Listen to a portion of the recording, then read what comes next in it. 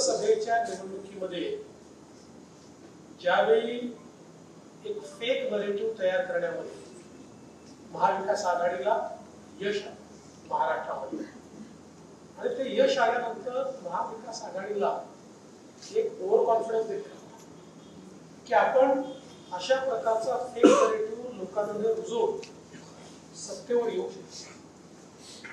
आणि आमच्याकरता देखील तो धक्का होता.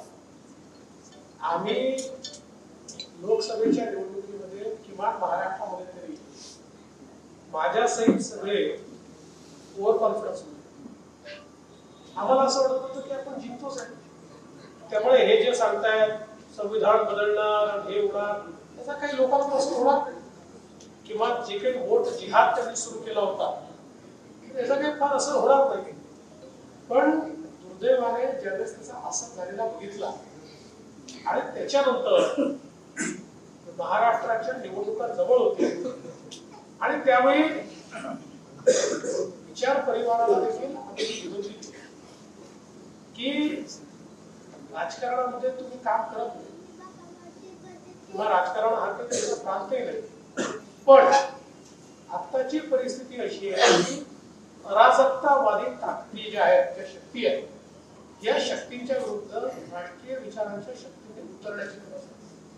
आणि मला असं वाटतं की राष्ट्रीय विचाराच्या ज्या शक्ती आहेत की ज्यांचा मूळ विचार परिवार हा राष्ट्रीय स्वयंसेवक संघ आहे, अशा विविध क्षेत्रातल्या लोकांनी केवळ अराजकतेच्या विरुद्ध लढायचं आहे म्हणून या निवडणुकीमध्ये आपापली भूमिका आपापल्या क्षेत्रात अतिशय उत्तमपणे निभावली.